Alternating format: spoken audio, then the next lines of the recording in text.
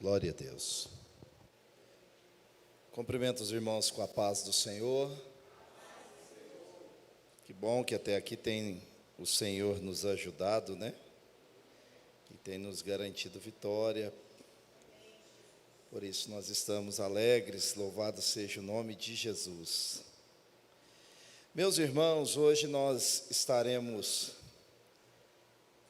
meditando juntamente a respeito de um tema tão importante na palavra do Senhor e que verdadeiramente trouxe consequências, responsabilizações e ao mesmo tempo nos mostra a misericórdia, a graça de Deus, em alguns aspectos a conduta por parte do nosso Deus em relação a atitudes que o povo cometera naquela situação, mas sobretudo eu faço uma analogia se isso não está acontecendo em nosso meio nos nossos dias.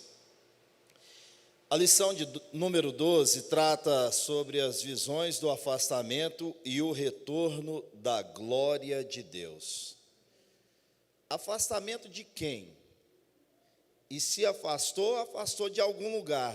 De qual lugar? Não é? Eu não sei se você, às vezes a gente diz assim, se você teve a oportunidade nós tivemos, não sei se nós aproveitamos a oportunidade de ler a revista, estudar o texto, estudar a palavra do Senhor. Eu acho que nós tivemos essa oportunidade, talvez um ou outro, ou algum de nós não conseguimos fazê-lo. Por isso eu estou fazendo desta forma, levando você a pensar juntamente comigo. Se é visões do afastamento, quem teve essas visões, irmão? Ezequiel. Mas ele teve visões de quem estava se afastando? O povo estava se afastando daquilo que Deus havia determinado, e isso gerou também um afastamento, né, do próprio Deus em relação ao povo. E agora nós vamos ver isso. E aí é autoexplicativo a parte B da lição, né, da chamada da lição. Retorno da glória de Deus. Interessante, né? Nós acabamos de louvar a Deus, glória, glória. Quem já pisou no Santos dos Santos, em outro lugar, não sabe viver. E às vezes eu fico meditando sobre as canções, os louvores. Tem hora, irmão, que tem louvores que é uma opinião particular, tá? Eu acho que é difícil para nós cantarmos. Porque a expressão da escrita está nos chamando a uma responsabilidade tremenda, não é? E eu estou dizendo nesse sentido de aplicabilidade. Não é que eu não possa louvar a Deus. Eu estou retratando o conteúdo da lição e aplicando na minha vida. E às vezes eu não estou naquela condição. Amém, irmãos? Mas vamos lá. Visões do afastamento e retorno da glória de Deus. O textual diz assim: levantou-me o Espírito e me levou ao átrio interior. E eis que a glória do Senhor encheu o templo. A verdade aplicada diz: Deus nos convoca a viver em santidade, para que se cumpra em nós o propósito da nossa existência. Qual é o propósito da nossa existência, irmão? Relacionarmos com Deus, não é? O propósito da nossa existência é relacionamento com Deus.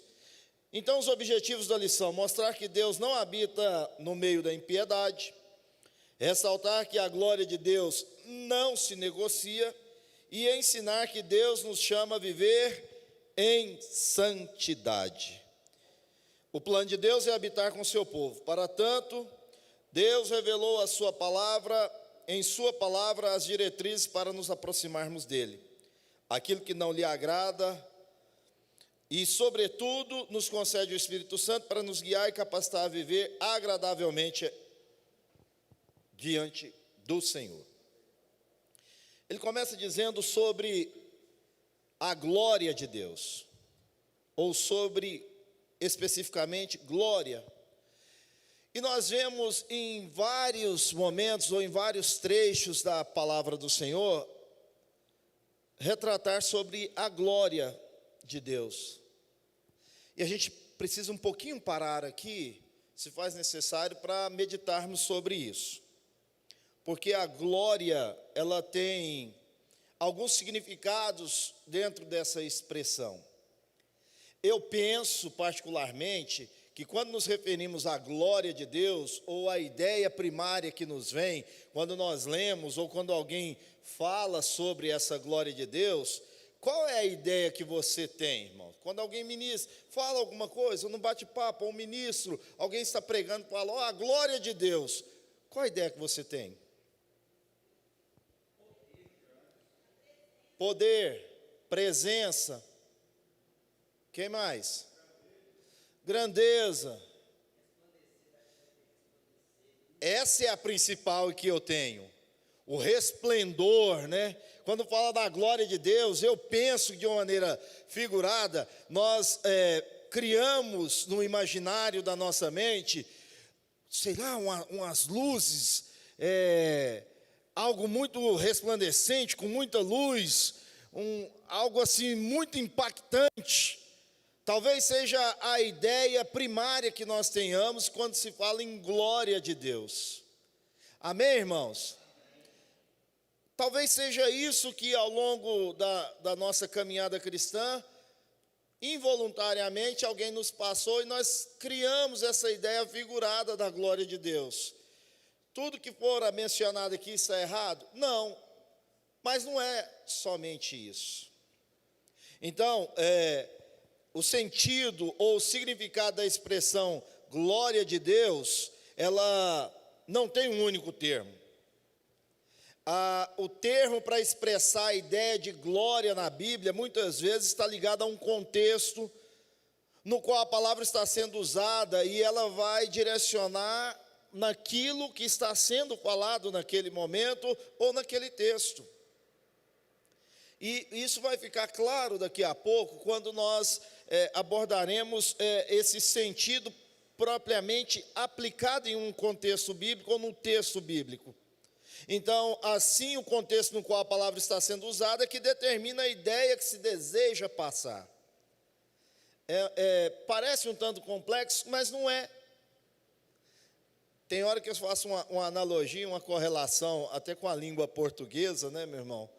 E aí eu vou falar uma palavra e eu quero que rapidamente você me fale o que veio à sua cabeça. Eu vou dizer aqui, aliás, eu quero 3 pessoas voluntárias. Não precisa levantar, você vai ficar daí, eu vou dizer algo, você vai responder. Bruno, quem mais? Irmã Jeane. Quem mais? Mais uma pessoa? Irmã Alessandra. Eu vou dizer uma palavra e você vai dizer o que veio na sua cabeça. Manga. O que veio na sua cabeça? Chupar. Fruta. Fruta. É doce. O que é isso aqui? Manga de camisa. Manga, você vai pôr a manga de camisa. Vai ficar interessante. Não sei se é doce. Se cair um açúcar, um café, talvez. Mas você está vendo? O contexto, é claro que isso aqui foi indutivo. Mas tem outro tipo de manga. Quem mexe aí ou já teve que consertar um carro, alguma coisa, tem manga de eixo. Então, na língua portuguesa, ela tem vários sentidos. E é isso que a gente precisa ter cuidado também ao interpretar a palavra do Senhor. Quando nós formos ler, e quando não, nós devemos estar lendo o texto bíblico, ao interpretar e entender aquilo que o Senhor quer nos passar. Você vai ver, então, que nesse sentido, a glória, dentro do texto, do contexto, ela quer nos dizer algo em algumas situações e em outras é outra mensagem. Aquilo que produz, então, de uma maneira geral, segundo os testamentos, aquilo que foi aplicado nos testamentos e os dicionários apologéticos, os dicionários que versam sobre a palavra do Senhor, de uma maneira geral, a glória de Deus está ligada àquilo que produz peso, àquilo que se impõe, àquilo que produz consideração, ou está relacionada à santidade, ao seu poder, mas você está vendo que, olha, são em locais ou condições diferentes. Vamos para a aplicabilidade. Moisés está numa situação. Ele está lá no monte. E ele, ao conversar com o Senhor, ele lhe faz um pedido. Vocês lembram qual foi o pedido de Moisés? Senhor, deixe que eu veja a tua glória. Não é isso? Olha aí a glória. Qual conotação é essa? Vai pensando um pouquinho, agora eu volto no texto de Moisés. Então, os significados dessas expressões, no contexto, pode estar se referindo aos seres humanos, às riquezas materiais, ao próprio Deus. Vários textos do Antigo Testamento, então, fazem essas conotações. E eu já falei sobre poder, sobre santidade, sobre manifestação da glória de Deus, sobre o poderio do Senhor. Por exemplo, glória de Deus em relação ao templo, à igreja. Na quarta-feira, o irmão Marcos disse assim: papai está na casa. No domingo passado, o pastor estava aqui ministrando, e depois eu vi ele dizendo, ele falou assim: rapaz, pensa numa manhã em que houve uma manifestação de Deus. Isso está ligado à glória, irmão? Manifestação da glória, desse poder, mas também está relacionado à presença de Deus no ambiente. Então vai muito além essa questão da glória do Senhor, daquilo que nós verdadeiramente pensamos. Louvado seja o nome de Jesus. Se alguém encontrar aí essa referência de Moisés pedindo para ver a glória de Deus, leia, por favor. Está lá em Êxodo 33, salvo engano, 14, 15. Ou melhor, 33, 18. Se der para projetar, Êxodo 33, 18.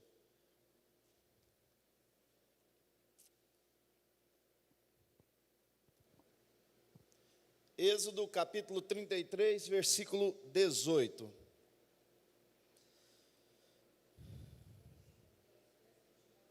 Ah lá. Ó. Então ele lhe disse: rogo-te que me mostre a tua glória. Versículo 19 vem a resposta. Porém ele disse: eu farei passar toda a minha bondade por diante de ti, e proclamarei o nome do Senhor diante de ti, e terei misericórdia de quem eu tiver misericórdia, e me compadecerei de quem eu me compadecer. Qual foi o pedido dele? Deixa eu ver a tua glória. Qual foi a resposta? Ele fala de bondade, ele fala de misericórdia, e ele fala de compadecimento. Como que ele vai ver essas coisas? Está falando da essência do próprio Deus. Você está vendo a diferença? Não está falando de uma manifestação visível, não é? Que é a glória revelada, mas está falando da essência de Deus. Senhor, deixa eu ver a tua glória. Fala, não. Você vai ver a minha bondade, a minha misericórdia, o meu compadecimento, a essência de Deus. E é assim que Deus muitas vezes se manifesta na nossa vida. Muitas vezes a gente quer ver o resplendor da glória de Deus, e Deus está mostrando bondade para com você, misericórdia para com você, compadecendo-se das suas dores. Deus está com você, comigo, com a igreja, a todo instante, revelando a sua glória. Você está vendo isso, irmão? Quanto é que Deus tem feito nas nossas vidas? É muito. O fato de levantarmos hoje, Deus já está revelando a sua glória, é a bondade dEle, de enxergarmos, é a misericórdia de Deus. Deus está se compadecendo de mim e de você. Ele está revelando, manifestando a sua glória na sua natureza, ou seja, em sua essência. Ô meu irmão, se a gente não meditar sobre essas coisas, e aí parece que a gente lê o texto bíblico e passa assim, ó.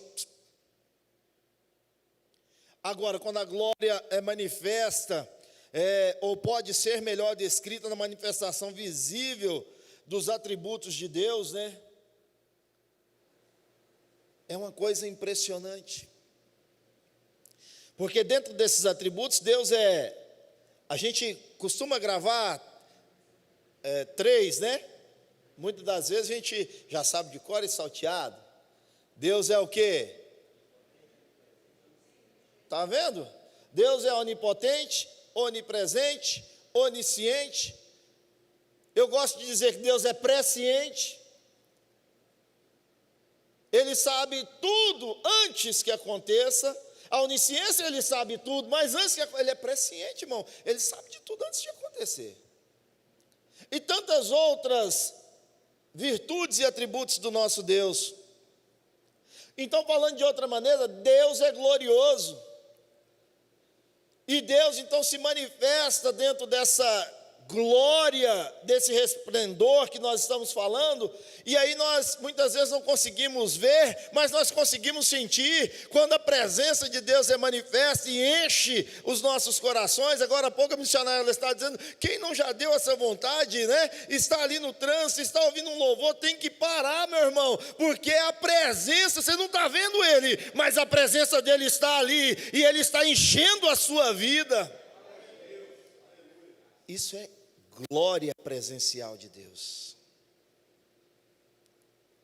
Então a gente precisa entender esse manifestar, o que é essa glória de Deus. A gente vai lá para o Evangelho de Jesus Cristo, segundo João, capítulo 1, e você começa a discorrer ali a partir do versículo 10, 11, até chegar no 14. A Bíblia diz assim, que o Senhor veio para os que eram seus, mas os seus não o receberam. Mas todos quantos o receberam, ou seja, receberam o Senhor, Ele deu-lhes o poder de serem feitos ou transformados, chamados filhos de Deus, a saber, aqueles que creem no nome do Senhor. O Verbo se fez carne e habitou entre nós, meu irmão. Louvado seja o nome de Jesus. É a glória do unigênito do Pai. É com graça e com verdade nas nossas vidas. É por isso que a alegria do mundo ela é momentânea. Nós temos a felicidade, é duradoura. Não estou dizendo que nós não vamos passar adversidade, mas essa glória enche essa casa que é você, porque você é templo e morada desse Espírito Santo, e Deus se revela dessa maneira na sua vida. O nome disso é a glória de Deus revelada por meio de Jesus Cristo na sua vida. Então Deus vem trabalhando, Deus vem mostrando a sua essência, é a manifestação visível agora desses atributos, mas de uma maneira aplicada em nós, de uma maneira aplicada ao povo, e isso é muito interessante. Isso nos mostra um meio de relacionarmos com Deus, é uma autorrevelação de Deus e o seu desejo de habitar entre os homens. Interessante, né? Eu vou abrir um parênteses aqui desse relacionamento. Você vê no princípio bíblico que Deus se manifestava de que forma para se relacionar com os homens? Ele se manifestava através dos fenômenos naturais, não era assim? Ele bradava na natureza, era coluna de nuvem, de dia fazia sombra, de noite era uma coluna de fogo, não era assim? Ele se manifestava na natureza, falava com os homens, mas aí Deus entendeu que precisava estreitar relacionamentos, né? E até nós estávamos falando sobre isso aqui no encontro de varões, pela fim da madrugada aqui de ontem, né? nós nos reunimos aqui, Deus quer estreitar relacionamento. Olhe para cá, deixa eu te dizer, Deus quer estreitar relacionamento com você. Ele se manifestava na natureza, aí ele falou, não, eu preciso estar mais próximo, eu vou enviar o Emanuel, que quer dizer Deus conosco, e Deus, o verbo se fez carne, habitou entre nós, como ora mencionado, e Deus falou, não, mas ainda está pouco, eu quero estar mais próximo, eis que enviarei para vós outro Consolador, é o Espírito Santo, ele habita dentro de você, igreja do Senhor. É isso que é relacionar-se com Deus. Aí eu fico pensando, meu Jesus, como Deus quer relacionar-se conosco, como Deus quer estar próximo de nós. Meu irmão, você já viu o tanto que é agradável quando você está perto de uma pessoa que você o admira, que você tem apreço por ele, que você quer ter contato? É tão bom ouvir uma pessoa que nos faz bem. Amém ou não amém, igreja? E assim é com Deus, meu irmão. Eu quero estar próximo a Deus, eu quero estar junto de Deus, eu quero estar ligado a Deus, eu quero ouvir Deus, porque do outro lado, eu já sei, Ele deu amostras de que Ele quer isso a todo tempo e a todo instante. Deus quer relacionar-se conosco. A gente precisa entender isso, mas a gente já entende, então precisamos praticar isso. A gente precisa viver isso. Então, dentro desse contexto de Deus revelar, quando Deus revela então sua glória para Moisés, Deus estava falando de quê, meu irmão? Quando ele fala de bondade, de caráter, de compadecimento, ele estava falando, era do próprio caráter, da sua essência, da sua grande beneficência. Naquele momento ele não estava falando de glória, é que Deus entendeu as duas coisas. Moisés estava falando de ver a glória resplandecente, e Deus falando para ele da essência, do caráter, da bondade. E muitas vezes a gente quer chegar à casa do Senhor e quer só a essência da glória, mas tem que ter transformação. Nosso caráter tem que ser lapidado pelo Senhor, nossa personalidade vai ter que ser mudada, porque o Espírito de Deus está trabalhando na minha e na sua vida, e isso é o manifestar da glória de Deus. E aí, meu irmão, quando nós sairmos daqui do templo, porta fora, as pessoas vão ver, ali vai um homem de Deus, ali vai uma mulher de Deus, porque houve uma transformação e a glória de Deus está resplandecendo na sua vida. Mas parou aí, pastor? Deus falou, não, fique lá na fenda da penha, ou seja, na fenda da rocha, eu vou passar, você vai me ver por detrás. Meu irmão, Deus ainda concedeu aquilo que Moisés queria. Tudo bem, talvez não fosse da forma, eu estou conjecturando, que Moisés desejaria, não é? Mas ele pede para ver a glória de Deus, Deus permite algo a ele. E quando Moisés desce e chega no meio do povo, o povo em corrupção, a glória de Deus era tanta na vida de Moisés, que ele tinha que cobrir o seu rosto, meu irmão. É assim na nossa vida, quando nós estamos cheios de Deus, o pecado, o diabo, os seus demônios têm que sair, porque a glória de Deus está na nossa vida. E a gente precisa viver isso. A gente precisa viver. Não é saudosismo. Deus não mudou, Ele continua o mesmo. Os homens é que mudam. Deus continua o mesmo na sua essência. Portanto, quando o verbo se fez carne, a presença gloriosa de Deus corporificou-se, porque verdadeiramente Ele é a Shekinah. Ele é a glória de Deus. Louvado seja o nome de Jesus. Entendido o que é essa glória e que deve ser aplicado segundo aquilo que estiver relacionado ao texto, a produção daquilo que ela quer passar, nós vamos então para o segundo tópico: as abominações do povo no templo. Tendo uma visão panorâmica do que a Bíblia revela sobre a glória de Deus, nós acabamos de ter, atentando para a associação com a santidade de Deus, nós vamos então abordar nesse tópico que a conduta daquele povo, e especialmente dos maiorais que estavam lá dentro do templo, serviam no templo, a Bíblia diz que eram 25, aqueles homens estavam tendo uma conduta horrenda. O texto de referência não está tratando sobre isso, mas para entendermos o que está acontecendo aqui, você precisaria ter lido o contexto lá de Ezequiel e algumas outras passagens. Aqueles homens estavam de costas para o altar do Senhor. Aqueles homens estavam profanando a casa de Deus. Aqueles homens estavam com idolatria, com deuses estranhos. Aqueles homens fizeram aquilo que não deveriam fazer e que trouxeram consequências horrendas.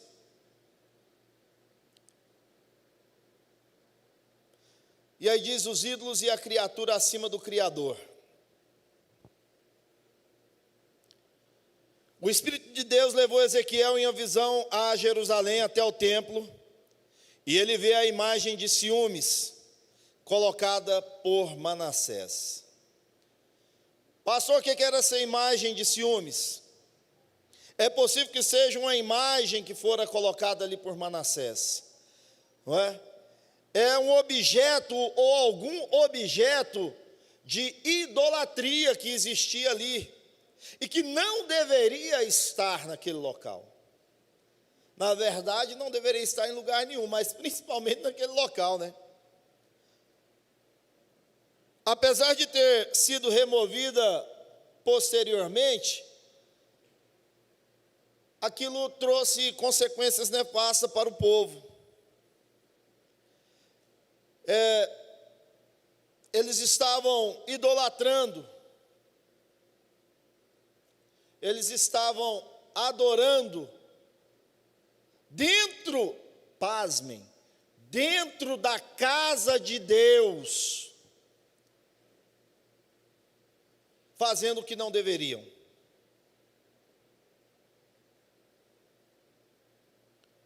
Essas visões que nos fazem lembrar sobre a possibilidade de, havendo a ausência de ensino, firmeza e profundidade cristã, se adotar um sincretismo religioso a ídolos secretos e estabelecer no culto a criatura acima do Criador. Cuidado, irmão, a hora de entrar na casa do Senhor, guarde teu pé. Estou fazendo uma analogia. Nós subimos a essa casa de oração para adorar a Deus, para servir a Deus, para glorificar a Deus, para engrandecer a Deus. Nosso objetivo não pode ser outro, não pode ser homens, não pode ser objetos, não pode ter outras conotações. Ao chegarmos na casa do Senhor, nós viemos aqui para adorar, exaltar e bendizer o Senhor Deus Todo-Poderoso. E isso deve ser um reflexo na nossa vida, onde quer que nós estivermos. A criatura não está acima do Criador, de forma nenhuma. Ainda que muitas vezes aconteçam coisas, eu abro um parênteses, coisas terríveis às vezes nas reuniões, né? Nesse sentido de, às vezes, a criatura está colocada numa situação acima do Todo-Poderoso. Reflita sobre isso. Deus é soberano e Ele não divide a sua glória com ninguém. Com ninguém. Foi destruída por Josias, mas posteriormente foi construída outra. A imagem, pinturas de répteis, animais em lugares escondidos. Quando eles se colocam de costas para o altar, para o lugar santíssimo, isso demonstra um desinteresse, um desprezo tão grande pelaquilo que é a essência de Deus, uma irreverência tremenda. E agora nós vamos chegar lá. E a gente, dentro dessa questão de irreverência, a gente precisa tomar muito cuidado. Muitas vezes a gente se comporta de maneira muito irreverente na casa do Senhor. Deus está no santo templo. E aí eu não estou falando pura e simplesmente de paredes físicas, não. Eu estou falando de você, eu e você, templo e morada do Espírito Santo. Acabamos de falar, Deus está presente. A Ele toda a honra e toda a glória, meu irmão. A Ele toda a sua atenção. A Ele toda a sua reverência, ou a nossa reverência, quando eu me refiro aí, irmão, porque a espada está passando aqui, eu não estou isento disso, não. Nós estamos juntos nesse mesmo sentido, louvado seja o nome do Senhor. Então, essas abominações do povo no templo de Deus trouxe consequências horríveis. Consequências que, por lá na frente você vê, e aí está falando de Manassés, isso aí que começou a origem do cativeiro, meu irmão. Foi por aí que começou a origem do cativeiro, o povo foi escravizado, não é? Josias ainda nesse meio intervalo de tempo aí, o que acontece? Levanta-se gerações, e Josias teve 3 dos seus filhos, sucederam ele, e aí um neto seu, e ele se arrepende, ele acha os escritos da casa do Senhor, e chama o povo a um arrependimento, e aí ele começa a mudar essa história, juntamente a sucessão dele, aqueles que sucederam ele, começa a mudar essa história, mas depois o povo cai de novo, e aí, meu irmão, Deus não tolera esse tipo de coisa, o povo foi levado cativo. E o que me chama a atenção, que Deus está nos dando, ou nos chamando a um arrependimento. Nós precisamos nos arrepender.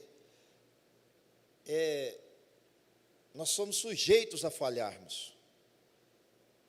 A Bíblia diz assim, o bem que quero, não faço. Mas o mal que eu não quero, esse eu faço. E aí eu preciso arrepender, se eu estou fazendo mal ou errado, aquilo que não é contrário à palavra de Deus, eu preciso, arrepender. Até me passe aqui agora, por favor, Atos capítulo 3, versículo 19, se eu não estiver enganado, esse versículo. Então, o bem que eu quero eu não faço, mas eu preciso arrepender daquele mal que eu fiz, e voltar-me para Deus. Atos capítulo 3, versículo 19, se alguém achar pode ler, acho que não... Você está projetando? Está lá. Atos 3,19. Né? Mas lá diz assim, arrependei-vos, pois, e convertei-vos para... Arrependei-vos, pois, e convertei-vos para que sejam apagados. Outras traduções diz, cancelados os vossos pecados. Continua, e para que assim os tempos de refrigério venham. Outra tradução diz, pela presença do Senhor. Isso é manifestação da glória de Deus. Mas está falando que eu tenho que arrepender.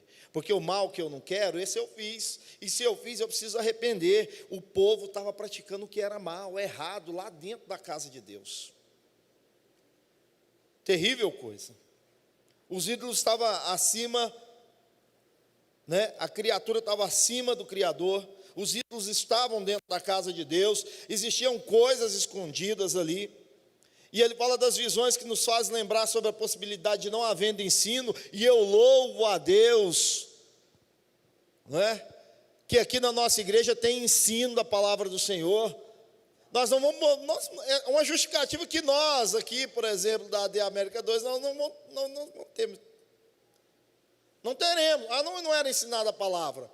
Não fomos advertidos, não fomos ensinados sobre isso, estamos sendo a administração, o ensino da palavra de Deus. Não teremos essa justificativa. Outra coisa que acontecia muito lá, o interesse pessoal e material estava acima de tudo. Vivemos hoje em uma sociedade que um jargão popular aí, ele insiste em permanecer, que diz assim, a pessoa vale o que tem. A pessoa vale o que tem. E se ele tem, o tratamento é diferente, a receptividade é diferente, o meio é diferente, as situações são diferentes, mas eu louvo a Deus que Deus não vê assim, Deus vê todos de uma mesma forma, e se você se aproxima de Deus, Deus está ali de braços abertos para te conduzir. Mas nós vivemos na sociedade assim. Eu preciso separar, entender isso. Eu não quero morrer agora. É no dia que Deus determinar, saber conviver com essas coisas também.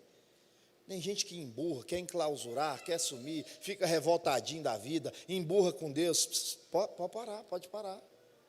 Não adianta não emburra não, filho, não emburra com Deus não. Você não é menino, não é criança, né? Estou emburradinho com Deus. Não vai resolver nada, não é? Isso não vai resolver. Nós temos que procurar compreender os desígnios de Deus, a sua palavra, e voltar para aquilo que Jesus tem para as nossas vidas, né? Então, interessante isso, né? Que aquilo que era pessoal, material, estava acima de tudo. Aí o profeta, na visão, ele é levado para ver mulheres no templo do Senhor, chorando por Tamuz. Elas estavam chorando lá. Quem que era esse Tamuz? Era um deus para eles. Existiam outros, né? Mas era uma espécie de deus da vegetação, da fertilidade. E elas chorando, adorando, porque diz que, segundo os historiadores, teólogos, e aquilo que a gente busca para estudar, que de tempo em tempo, segundo os períodos ou estações do tempo, ele ressuscitaria. Olha que coisa mais louca. Que trem mais esquisito. E elas estavam ali chorando por ele. Diversos comentaristas associam então ele a essa fertilidade, essa vegetação. Isso era uma prática pagã. Cuidado, irmão. Hoje as circunstâncias e o momento em que vivemos, talvez a gente olhe para a realidade bíblica, ou seja, na cronologia. O que é cronologia? Conjunto de datas, tempos e épocas que esse relato está se passando. Fala, mas hoje a gente não faz isso, mas a gente faz outras coisas. Talvez nós estamos adorando mais um filho do que o próprio Deus. É duro dizer, né? Mas se você for fazer analogia, Deus não poupou o seu próprio filho. Talvez nós estamos colocando algo que seja material à frente das coisas de Deus, acima de Deus. Talvez nós não estamos fazendo o que se fazia naquela época, mas estamos fazendo outras coisas que igualmente vai afrontar a santidade do nosso Deus, aquilo que é realmente devido a Deus.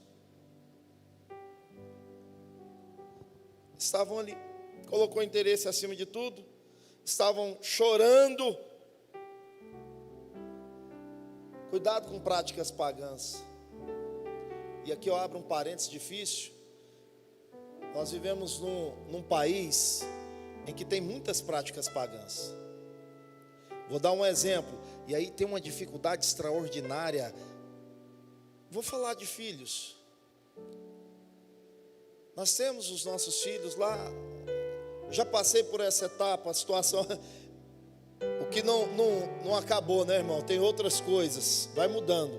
Mas vou pegar as crianças. Talvez eu e você já tenhamos feito isso, dançado quadrilha. Ixi, né? Mas são coisas, meu irmão, que nós precisamos atentar.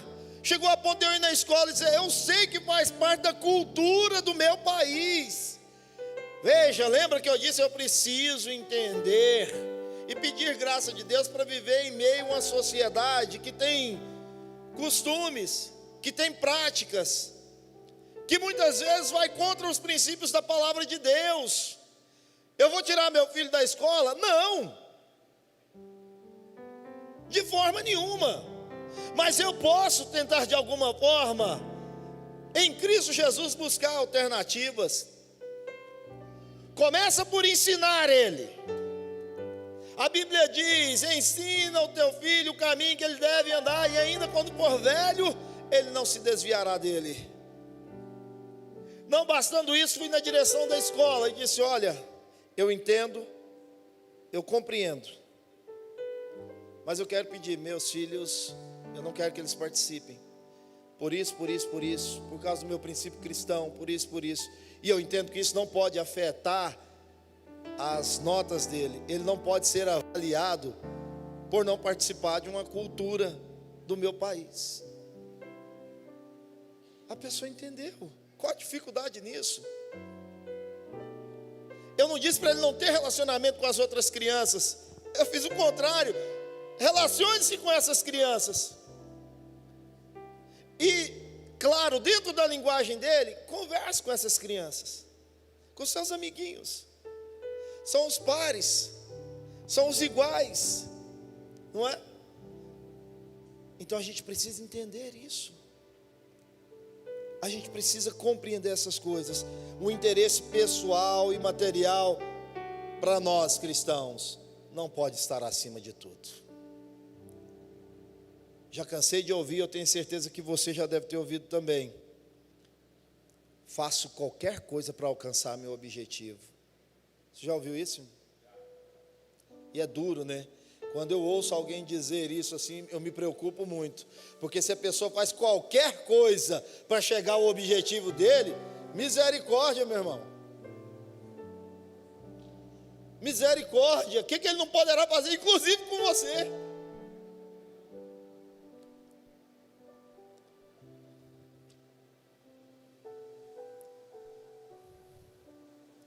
Irreverência e indiferença. Estavam de costas no templo. O comentarista sugere aqui, é só essa irreverência ou a falta de respeito em relação a Deus. Mas tem um sentido geográfico nessa postura deles, desses homens lá. Sabia disso? Lá, lembra de Tamuz? E existia também um outro deus, Adonis, que era um culto ao deus do sol. E quando você chegava, e na verdade, geograficamente seria no sentido que está aqui a igreja, e aí só para nós entendermos, facilitarmos a nossa compreensão, lugar santo dos santos, ou lugar santíssimo, lugar santo, e aí tinha os utensílios lá dentro, a pia, o candelabro, e lá no portão tinha um altar do holocausto, e era o portão de acesso. Guarde isso aqui, essa prefiguração.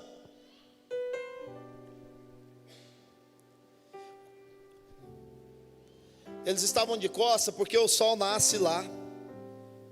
E eles estavam ao mesmo tempo agindo com essa irreverência e essa indiferença para com Deus, mas ao mesmo tempo estava cultuando o Deus Sol. Então eram duas situações ali que estavam acontecendo dentro da casa de Deus, prefigurado, o tabernáculo. E o interessante é que ao entrar tinha que morrer lá no altar do holocausto, para entrar para o lugar santo e chegar no lugar santíssimo, onde estava a presença de Deus, a arca da aliança. Então, se o pecado, segundo o comentário, está dentro ali do templo, observe a conduta de Deus, meu irmão. Note, interessante que o afastamento da glória do Senhor ocorre aos poucos. Sai do lugar santíssimo, está aí no texto bíblico, vai passando de caminho pelo lugar santo e para lá na porta de acesso.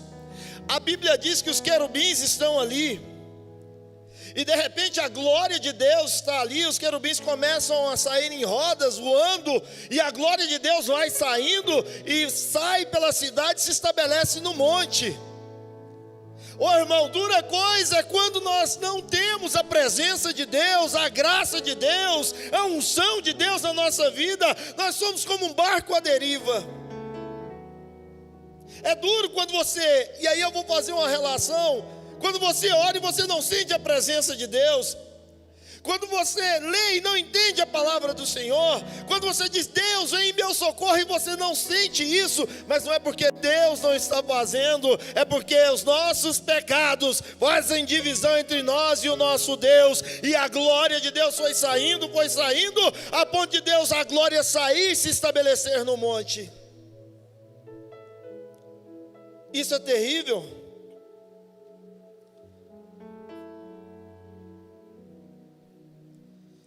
E Abacuque diz que Deus é santo, e os olhos do Senhor não podem contemplar iniquidade. O texto bíblico diz assim: Senhor, não nos faça subir daqui, se a tua presença, o que, irmão? Não for conosco. Não nos faça subir daqui se a tua presença não for conosco. E aí Deus diz, olha, tudo bem, só que isso vai trazer consequência. Eu estou conjecturando o texto, irmão. Vai trazer consequência, porque Deus não suporta pecado, Ele não convive com pecado, Ele não convive com erro, Ele não convive com mácula. Deus não aceita isso, meu irmão. As consequências vieram. O que aconteceu? Por isso morreu muita gente, porque estava em pecado. Se o pecado estiver na nossa vida, cuidado, nós podemos morrer. E aqui eu não estou falando só de morte física, eu estou falando primeiro de morte espiritual. É quando não sentimos a graça de Deus, a presença de Deus, o mover da glória de Deus, a Shekinah, a glória em todos os sentidos. E aí nós vamos falar Icabô, ou para alguém Icabode, que significa foi-se a glória de Deus. Está vendo por que é importante saber o que era essa glória? Foi-se a glória, a presença de Deus saiu daquele lugar. Eu clamo, Senhor, tenha misericórdia, que a tua presença nunca saia da nossa vida. Nunca saia a presença do Espírito de Deus das nossas vidas. Isaías 59, versículo 1 e 2, já estamos concluindo.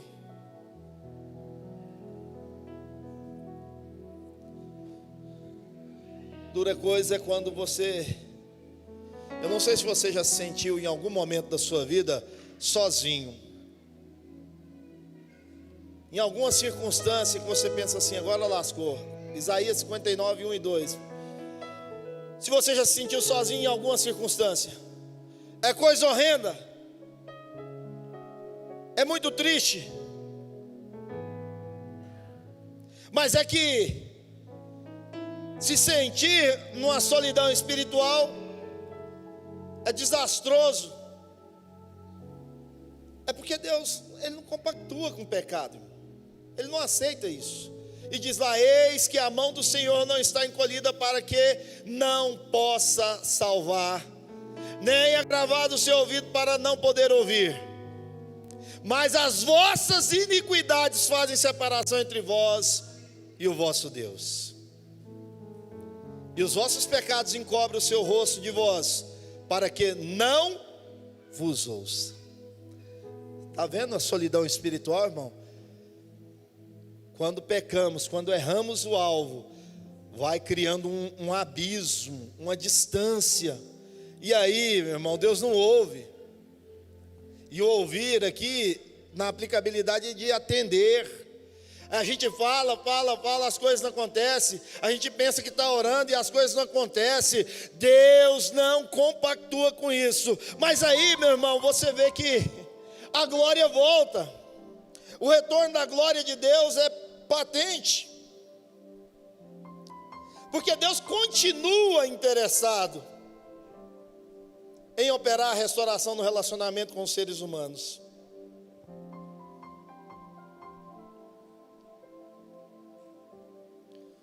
E Deus começa a retornar, a glória começa a retornar. E o interessante é que agora, meu irmão, a visão vai focar sobre a conduta do povo e dos sacerdotes. E é por isso que a Bíblia diz que o Senhor procura os fiéis da terra que o adorem em espírito e em verdade. Mude de conduta. Deus está esperando que nós mudemos de conduta, é só isso. Ele não está nos pedindo muita coisa, Ele não está requerendo, Ele está requerendo que nós mudemos de conduta. A visão agora é outra. A mensagem enfatiza lançar fora tudo que contamina. Está lá em Isaías 47, e aí é o texto de referência lá, ó. Começa em Isaías 43, e a Bíblia diz que a glória da segunda casa seria muito maior, meu irmão. Se você sentir a graça de Deus, agora você vai pular, você vai agora saltar, porque a glória da segunda casa seria maior, e é maior para a glória do nome de Jesus. Pastor, mas como é isso? Ei, olhe para cá, ele não está falando da glória da segunda casa, templo. Ele está falando de você. É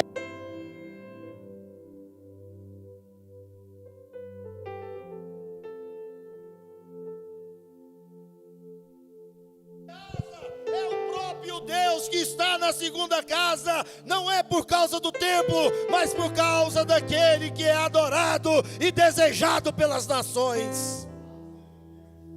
É por isso que a glória da segunda casa é maior. Deus conserve você, que Deus te dê graça, que Deus abençoe sua vida. O ponto de vista é o altar. Conserte o seu altar para com Deus. Deus está nos chamando para reconstruir ou restaurar o nosso altar. Quando nós restauramos o altar, Deus vem e enche a casa. Deus abençoe sua vida em Cristo Jesus.